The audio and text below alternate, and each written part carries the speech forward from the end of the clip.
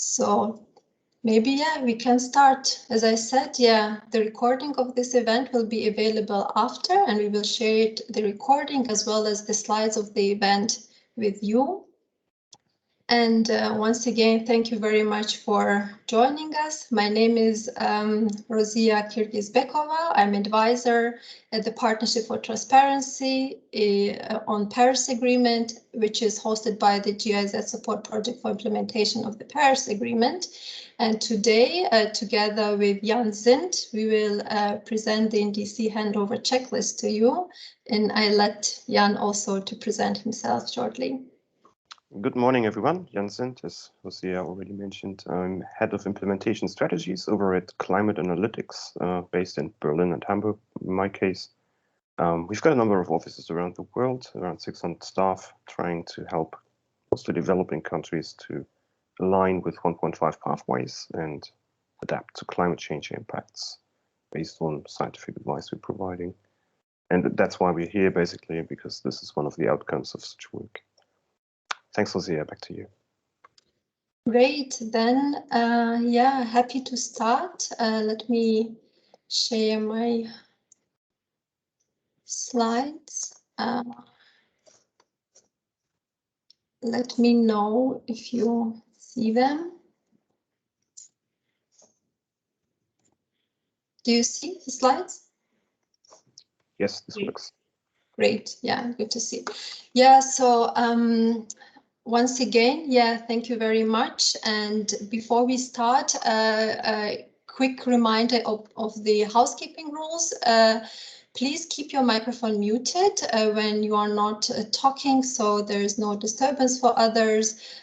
Keep your camera on if your internet connection allows it, and please keep your camera on when you are talking. Make use of the chat for posing questions and comments. You can also raise your hand and we will collect all the questions and comments and will answer to them during the discussion session. And once again, a reminder that this event will be recorded and the recording will be shared to the participants afterwards. For today, we wanted to start with giving you a short background about the context for the NDC Handover Checklist, why we developed the checklist, how the design of the checklist took place, and what is the main purpose for developing this checklist. After that, we will have a very brief session to address some clarification questions. And after that, of course, we will have a really deep dive into the NDC checklist itself to learn what is it in this tool, followed by a longer Q&A session where we will be happy to answer your questions and receive your comments. And then we will close with an outlook. So this NDC Handover Checklist, the idea for developing it came based on different observations that we collected from the NDC revision process that took place in 2020 and 2021. There were, of course, various lessons learned and observations made, but there were some key observations that we thought that we can take into account and try to address. Among those was that there is a widespread limitation of background information and data. So there's no so much information available what was done before in the previous INDC or NDC development process. So such information was missing, which meant that additional resources were required in order to fill in these gaps for information and data, which also led to delays in the process, to start the process, to prepare different stakeholder engagement processes, as well as it created certain challenges in order to have discussions among stakeholders, in order to make some decisions concerning various preparation processes and steps. And another interesting observation was that many external partners, development partners, We're of course supporting countries in updating their NDC, and usually each partner is taking work on certain sector and conducting certain sector analysis or developing a model while using different methods and approaches. This also created some challenges in the country when there are different sources of information or parallel process ongoing. And last but not least, there is also a common challenge in many countries and in governmental offices due to high staff turnover, which also causes issues related to lack of information about what was done in the previous NDC revision process, who was involved in this process. So general limited institutional memory and limited capacity for knowledge management. So these were basically these observations that we collected and based on which we decided to develop the NDC Handover Checklist. So the design of the checklist, the initial idea came from our project, the support project for implementation of the Paris Agreement, and together with Climate Analytics, we developed the initial draft, which we then shared very widely with all our partners, development partners, who are working in many countries and helping countries to update their NDC. And we counted in more than 30 countries where our partners were supporting. These are the big names, of course, that you know, UNDP, UNEP, IRENA, NDC Partnership Support Unit, as well as various consulting companies and experts who provided their feedback on this NDC Handover Checklist. And the main purpose for this NDC Handover Checklist we see is that, considering these observations and the lessons learned that we collected, is that this NDC Handover Checklist will be useful to collect, to record, and to preserve the knowledge from all the processes and actors and information that was created during the updating process of the NDC, meaning that the NDC checklist will record information about the coordination and stakeholder engagement processes, the actors involved in these processes, as well as the different tools and methods and decisions that were made in updating the NDC. There's very important also complementarity point, meaning that the information that will be compiled in the NDC checklist, it can be used also for different reportings, for example, under the enhanced transparency framework, as well as this can feed into the development of long-term strategies for those countries that are planning to develop their LTS or have already started to doing so. And very important is that in this checklist, we provide a space for partners, mainly for government representatives that were part of this NDC revision process, to collect and to note their reflections and recommendations for the future NDC revision process that could help to prevent some of the challenges that we're facing this round, and also provide useful recommendations that make the next revision process more efficient and also maybe more sustainable in terms of preserving the knowledge and information as well. So these were, some basic ideas and intent behind developing the NDC Handover Checklist. Here we provided a short space to collect some information, some questions from your side. In case if you have already any questions and comments, we can address them shortly, but please note that we will have a longer Q&A session where we will answer the questions and collect your comments. So please, if there are no questions, I don't see any hands raised. Well, either, everything is clear or nothing is clear. two sides. But if there are no questions and comments at this stage, I would say that we move on to learn more about the NDC checklist. And I hand over now to Jan. Jan, please let me know when we can. Thank you, Rosa. We can still have questions in the meanwhile. So if you have anything that's unclear, you can also always use the chat box or just raise your hand, please. Yes. Okay, Rosa, let's move on. Next slide, please. Thank you. So the NDC Handover Checklist was basically designed as a very flexible tool, as we already heard. And the idea was to cover all the aspects that are relevant for the NDC in your particular country, or in your particular support that you are delivering to a country. And therefore, obviously, the table of contents is kind of open to change. And you might find that other aspects are important, which are not on here. Or you might find that this is already too long and some of the aspects are not really relevant for you if, for instance, you don't have any adaptation chapter.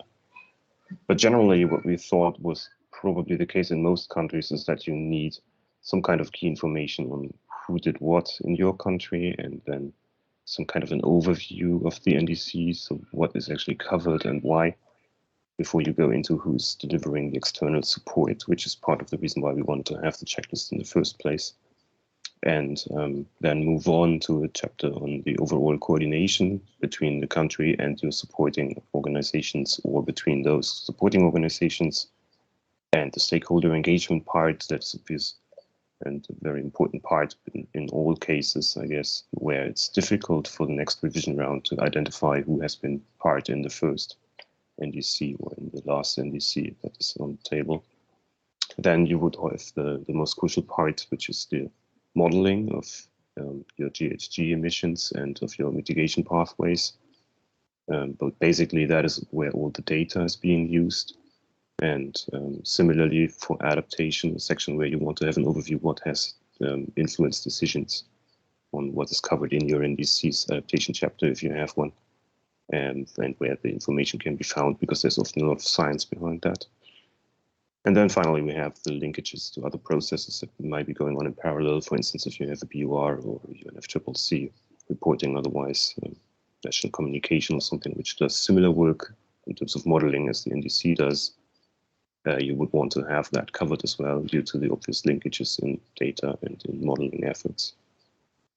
And then the closing, basically, you want to have an overview of the drafting process. So who was involved in that, and then finally, the approval and submission of the NDC, just to be sure that you understand in the next round what the process was looking like and where the timeline might be complicated, because there's always a deadline in front of you if you want to do NDC revision support, or if you want to submit in time for what the Paris Agreement is asking for. So that's the basic overview of what we came up with, but in some cases you might have loss and damage included, and you want to have information on that included in your overview for the Handover Checklist as well, for instance. Yeah.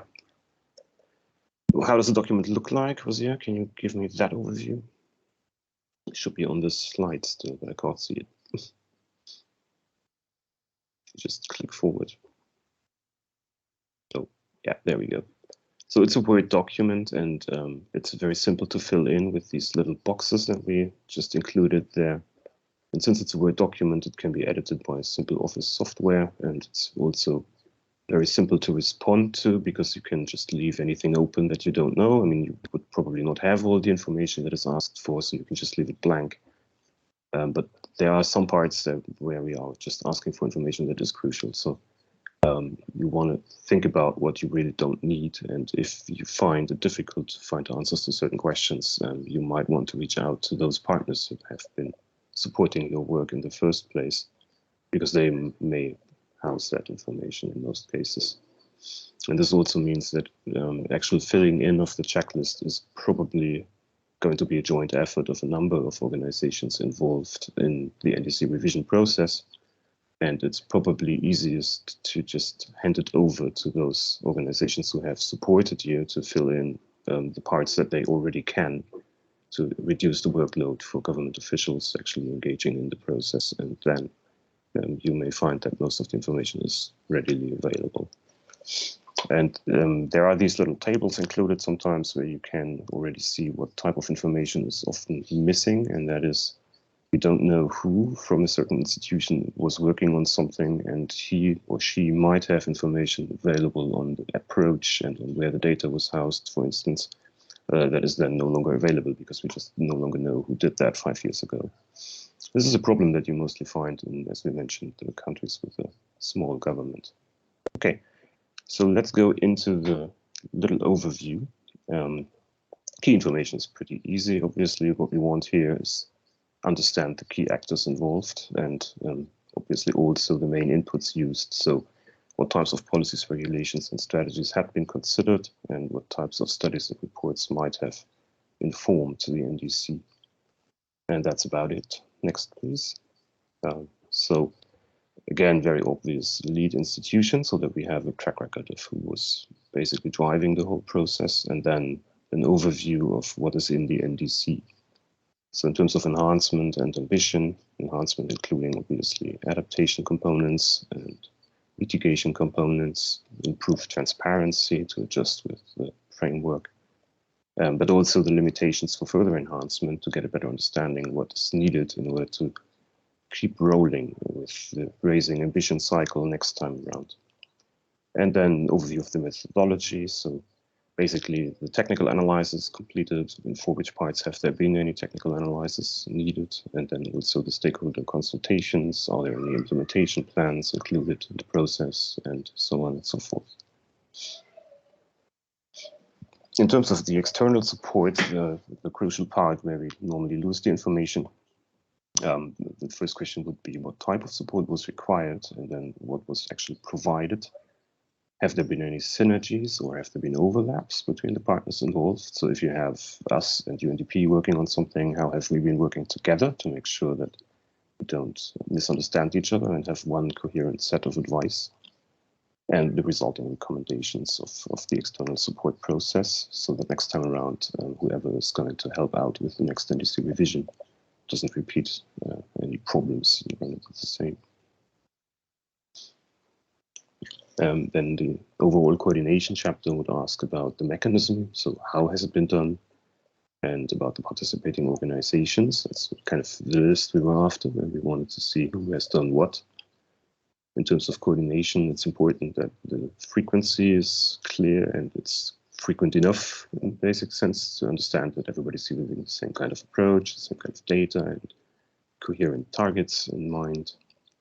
But also the question of the allocated coordination capacities. So what type of means of coordinating? Has this been just a number of calls, or was there regular exchange through emails, or however that was done? And obviously how the coordination between the country and the partners worked and what the quality of that was. So have the people in the ministry been able to reach their implementing partners and external advisors, and how have they been responding to any requests and complicated issues and the whole process? That's basically what we needed here. And there's obviously situations where you don't need any of that because it all has been done by government internal staff. And the stakeholder engagement part. This is very easy. It's just important to understand which organizations hold knowledge about the NDC and hold knowledge about how to implement it, basically. But it's also relevant to know who's been part of the stakeholder engagement process in order to be sure that next time around, these people can be contacted for another round of NDC revision and can provide their advice for the future NDC, so that they build ownership of the process. That's mostly relevant for line ministries, but it's also relevant for larger organizations inside the country that are implementing partners in one way or another, like your utilities for electricity, for instance. And then obviously the question for key advice for future processes in case there were any observations, what can be improved, for instance, some key stakeholder group coming in late to the process and having you go back to square one because obviously they found something about your grid or something that doesn't allow for the targets that have been developed. So these kind of insights can help streamlining the process next time around. Next, please. So this is the most crucial part in terms of where information is getting lost. The whole issue with modeling is that it's very data intensive, but data is never just one point in time, one point of information thing. Information changes over time and data gets adjusted. And it's also mostly modeling data, and modeling is not a science, it's more a form of art. And every artist has a different interpretation of what certain information would mean to them. And so you have very variable approaches here. And that's why it's important that it's clear to those people who do the next NDC revision and support you with any modeling, and normally that is done outside of the ministry, that they understand what has been done last time around, because otherwise they look at the NDC and they don't really understand how this baseline came about, and therefore they don't really align with what was in the first or in the second NDC next time around, because they can't, since they don't understand. So that's why what you would be looking here, what you would be looking into here is, first of all, a description of the baseline model, what type of software, and basically what type of assumptions went into that. And then what kind of data sources have been used to understand where the trajectory is going. Like, for instance, GHG inventories or national communication data. And then second, where that data is. So how is it available to the ministry? How is it available to potential supporting organizations? And also, what are the gaps? And you would want an overview, if possible, which institution was involved in organizing what type of, or providing what type of data for the baseline. Next, please. So on the other hand, the mitigation scenarios and the modeling of what you can actually do to abate emissions is also an art form. And obviously, depending on what type of policy interventions you are planning, the numbers that you can actually reduce emissions by are calculated from normally the baseline. And that's why this is important too. While it's pretty clear how much a certain intervention would reduce emissions on paper, it's also not so clear what the timeline for that interpretation would look like. So would you be able to implement a certain policy very quickly and see results immediately, or would it take a longer period of time? And it's also often not so clear how much emissions go down in certain sectors. So for instance, in agriculture, it's much more complicated than in energy with just a few sources. And therefore, it's also important to collect this kind of data, even though it's much easier than baseline. And here, what the checklist is looking for is a description of the mitigation scenarios and an overview how they have been developed and which were probably also available before the NDC revision process started. And then obviously also the rationale for selecting a certain scenario, since there's a lot of political and stakeholder discussion behind that normally. Then the modeling or development of the scenarios for mitigation themselves. So what type of assumptions would be made and what might have been challenges, which are mostly around data and around interpretation of what is the outcome of a certain intervention. And how could these be solved in the future? So would you need better data collection systems, or would you need more stringent interpretations of what your policy does? And how can that be accessible for the next round of that information? And then finally, the type of generated data. So that would go into if you would like to use a separate spreadsheet. And this is an overview of that. It's called the data handover sheet, also available for download along with the actual NDC list. And what this does is collect all the kind of data in IPCC format that went into NDC revision processes. So it covers all the sectors, IPCC sectors in particular, and the categories within these sectors, and then the subsectors. And you would find that this is basically what you have in your national communications. And the question then is, how has that been included in the first NDC and now in the next NDC? Where would that data be? because that's normally not clear. In many cases, for instance, in the countries we've been working with, these were numerous in fact, the universities would do the national communication and they would be collecting the data, but there wouldn't be any place within the ministries to actually store that data, so it stays with the university. And it's important to know that, because then you can reach out. Then you would have a short description of the assumptions that have been made and probably the methodology. And finally, some space for comments about why you would include or exclude a certain sector or a certain gas or a certain subsector from your revision.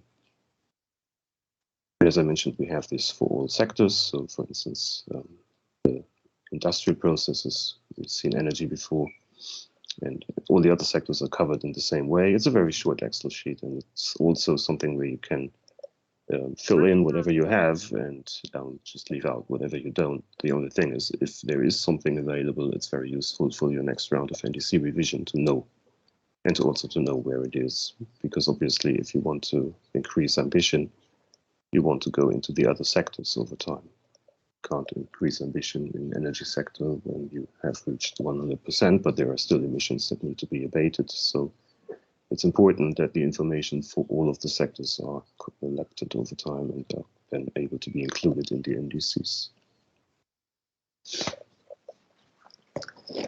And then the other crucial section where a lot of science is going into is mostly, in most cases, the adaptation section of the NDC. And here we have the same situation in parallel. You want to know where the data and information that has informed this section is coming from. So for instance, did you have an app or a SaaS apps? Was there a vulnerability assessment done by some university or some advisor, or do you have other kinds of information that have informed what you want to put into the adaptation section, policies and frameworks and so on? Then the crucial question, how has that been assessed? So what is actually being informing the NDC in terms of assumptions, what your climate change impacts would look like, and what can be done about that, and then obviously also what temperature trajectory, for instance, in terms of global warming is underlying, so that updates can actually also reflect changes there and progresses in science. And then the question here is again, where's the data located and who has access? And obviously you would want to have space to drop some recommendations for future processes, as the adaptation sections in many NDCs are evolving, and many have just included the adaptation chapters for the first time this round. And then the procedural issues, and we are about done here. So this is linkages and basically the question in how far the different organizations supporting your work have been working together in many cases, and with all of these different reporting requirements, you would have parallel processes going on. For instance, your next BUR is under development at the same time as your NDC. And since you want to report the same approach and the same data in both cases, it's obvious that some kind of coordination might be useful here between these relevant processes. And knowing that these processes are going on is obviously important, but it's not in every case so obvious to everybody involved, and especially not to outside advisors.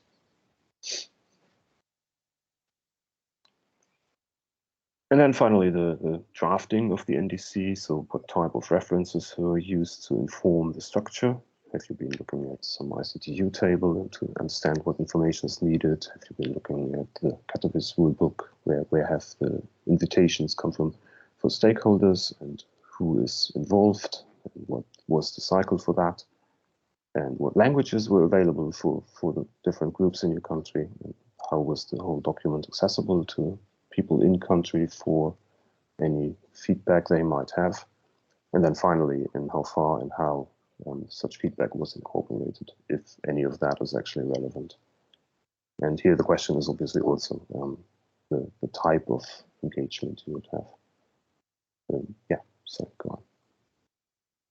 And then finally, the submission itself. So who is validating and approving the final document, who's actually drafting it probably, and what might be the recommendations for future revision cycles. And here one thing is timeline, obviously. So if you were supposed to submit your NDC within the 5-year framework, when would you actually want to start the next revision process? Because in many countries, this is a lengthy process. And yeah, you would want to start in time so that you don't have to rush and have the problem that, for instance, stakeholders can't really submit their views because there is no time left. And that's about it. Thank you, Jose.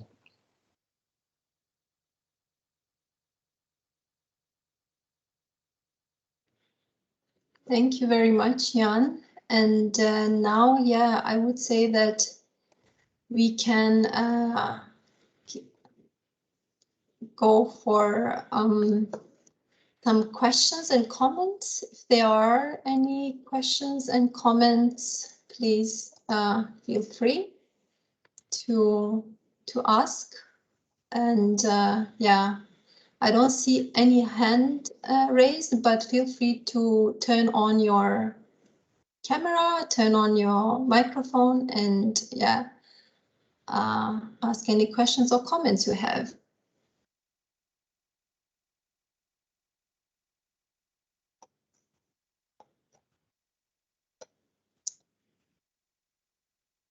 Good morning, everybody. Rosa, and since I said, Jan, thank you so much for the products. It's very useful. Sometimes it's underestimated the value of a checklist that really help you and guide you through the process. And just one question. So far, the product is in English. I'm just wondering if you've foreseen any translation also in another language, at least the minimum, the Spanish and the French version, just for a more useful in several more countries. So thank you so much. Yeah, thank you, Mirella, and nice to see you. Thank you for joining. Actually, your question already came a bit early because we wanted to share this also a bit later. That of course the NDC Handover Checklist is available in other languages. It is available in 5 different languages such as English, Spanish, French, Portuguese, and Russian. And it can be downloaded directly from our website. Maybe I can also just quickly go and share with you other additional information also relevant to that. But yeah, the checklist is available in different languages, and we will also share all the links to these different languages maybe here quickly. Yeah, it's it's not showing correctly, but I will share it again. I will share my screen again to show you maybe more information about here. I hope that you can see it now. Yes, we see it. Yes. Yeah, so the checklist will be available in English, French, Spanish, Portuguese, and Russian, and it can be downloaded directly from the website of the Partnership on Transparency and the Paris Agreement. It is also available on the website of the NDC Partnership Support Unit. There it has been included in the Climate Toolbox. So feel free, please, to follow these links. I already shared them in the box, but I will also share the slides with relevant information that can also have access to the direct links. And so far that we don't have any questions and comments, I also wanted to maybe give some kind of recommendations or key considerations that could be useful to consider while preparing for filling in the NDC Handover Checklist.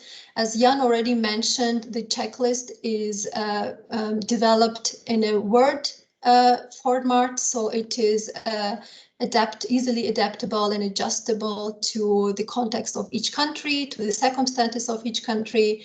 And but ideally, we recommend that it is filled in based on a collaborative approach between different stakeholders, between the lead agencies and the ministries, as well as external development partners and consultants, because it's very difficult for one person to fill in the checklist. And this can be done either through organizing a short reflection session or a workshop where the relevant information for the checklist can be collected and then filled directly in the template. Also, it is advised that the NDC focal point in the country that led the NDC revision process also leads filling in the checklist, because it is the lead agency that might be responsible for the next NDC revision process. So it will be best if it has the whole overview of the process, and external partners, development partners who were supporting the NDC updating, they can also support with filling in the checklist for the country. And one of the main issues, it is the accessibility of this information, and it is recommendable to identify a space where to store this checklist after it is filled in, whether it can be in a digital format, in an online format. But important is that the checklist is available in the coming years when the countries will start preparing for their NDC update process. So it will definitely save time and resources when all the information, all the data about the stakeholders and the processes, it is stored and available at one place. And of course, the country itself can decide with whom it wants to share and how it wants to share this information. This is fully up to each country decision. So this is what I also wanted to share. And here, of course, are the links. And we at PADPA and also Climate Analytics, we will be happy to help you in case if you have any questions about the checklist, but also about how to support in filling in the checklist. And yes, here is the direct link where you can download it, and also the contact details of myself and of Jan. And I will close now, and then we can again have time to talk about the questions and comments that you might have. So please. I see Richard wrote that, can we request for the recording of this meeting? Yes, the recording will be available after we will close the session. We will share the recording, the PDF slides, as well as, again, the links to the tool that can be downloaded online. So Rosa, while we are waiting for more questions to come, I would just want to mention that Climate Analytics has been working with 7 countries this time for the NDC revision. And in all 7 cases, obviously, there was a first NDC, and none of them, the data was available. So we didn't know what has been done in order to model the first NDC. And that will take a lot of time of the Ministry of Environment involved in the revision process, and a lot of time of all of the line ministries and agencies involved in everything around basically emission productions and emission reductions. And I would say that filling in a checklist like this would have saved us 2 or 3 months, and not only us, but also the ministry itself in gathering all the information. I think this is very much worth the effort, really, to hold one workshop. Also for the implementing partners would obviously have to chip in a lot of work for that. It's definitely worth the effort if they want to come in with another round of supporting NDC revision to spend that little effort, in fact. So filling in the checklist and at least filling in the crucial information might not take you more than an hour. And then at least you know who houses what type of information, and that saves you at least a lot of time already. And if you cannot fill in all the information, I would just urge you to please consider finding a way to store info on where the data was housed for the first round, because that's the one that takes the most time to actually find out later. Thanks, just wanted to share that because I think this is a very tiny effort to solve a lot of problems.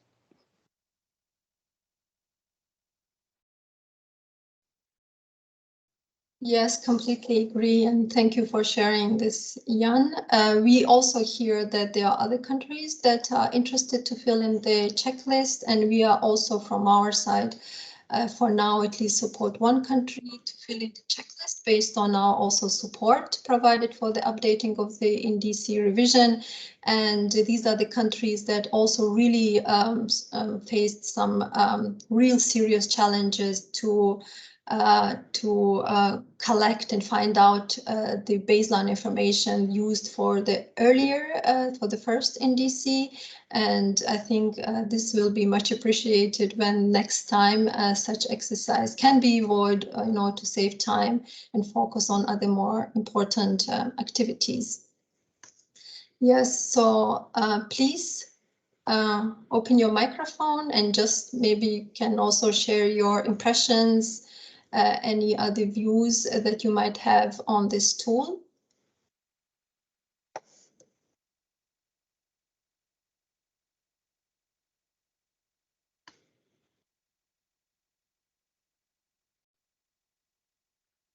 Or maybe you can share what do you think about storing this NDC checklist?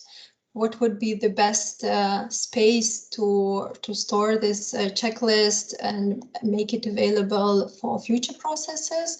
While drafting the checklist, this was one of the questions that we were thinking about, and we also were thinking of different options, but of course it is advisable that the country, that the government provides space for storing this, so it is accessible to them and all the stakeholders for the next round. Therefore, yeah, there are different options, and maybe if someone also has other ideas where to store it and provide access to this, this would be also for us useful to hear.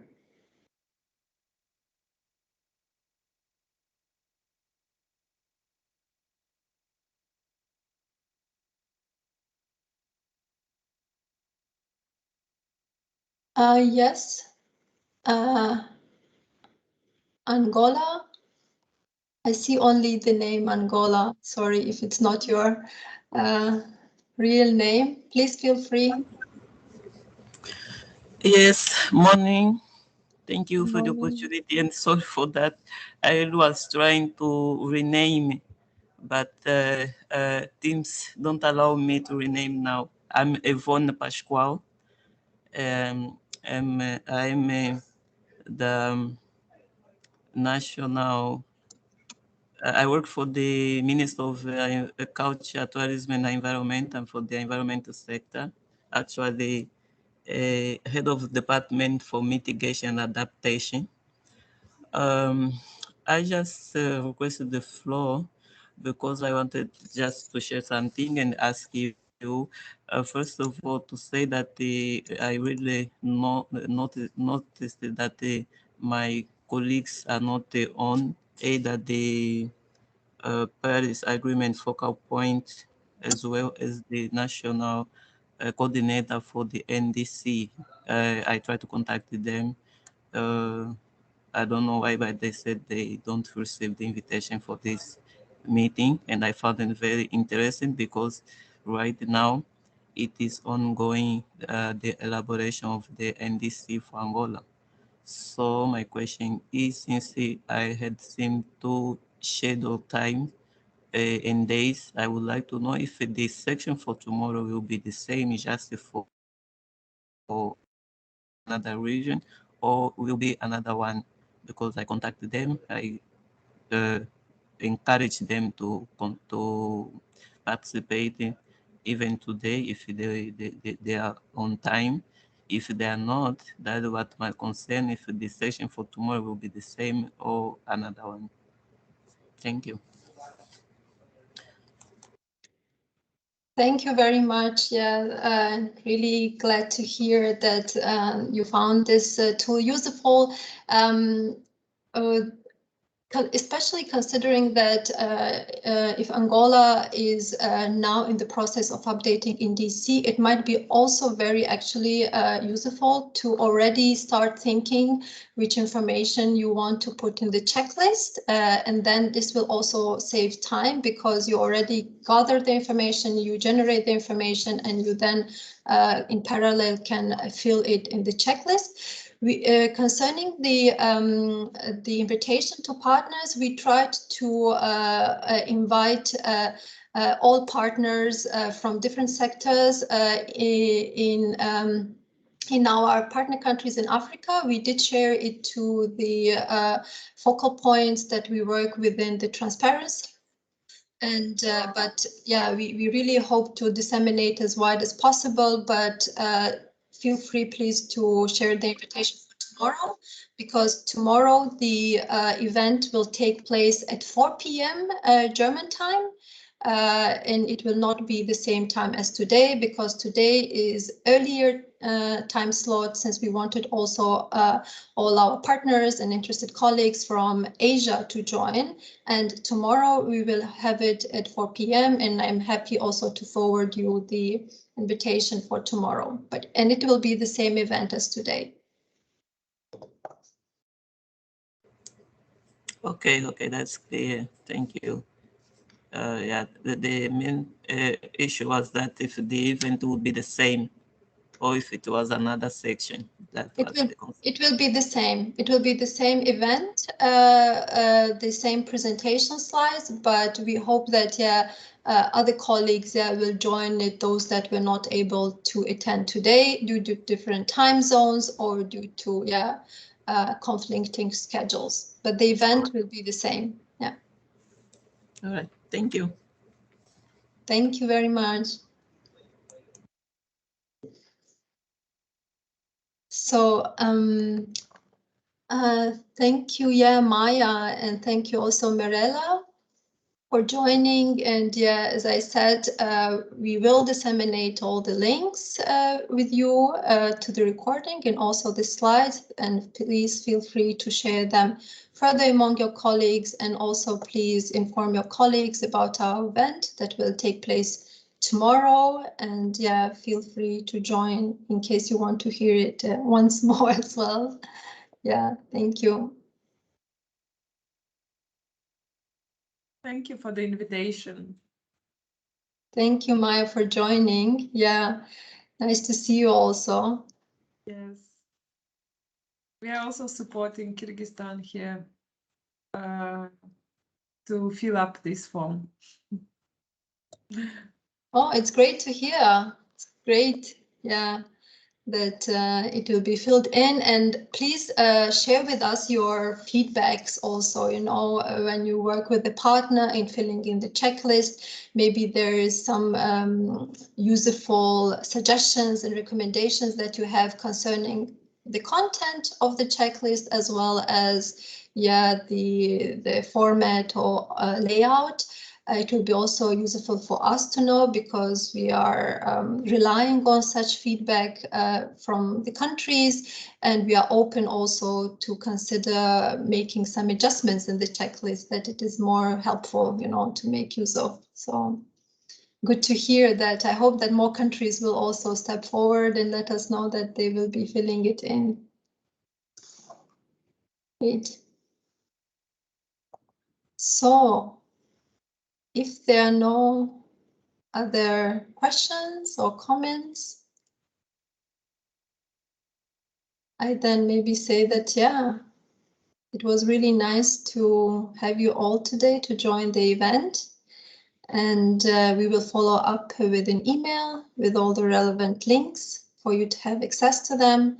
And as I mentioned, please share among your colleagues and networks that we will have the similar event tomorrow, which they can also join. Thank you all. Thank you very much. Have a nice day, nice evening, and we'll stay in touch. Please reach out to us. Sorry?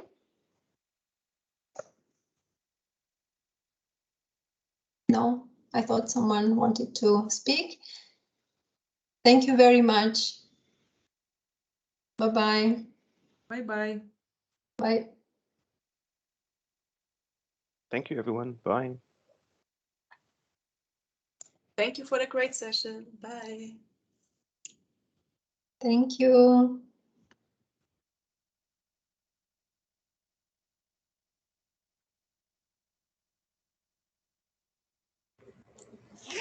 Thank you.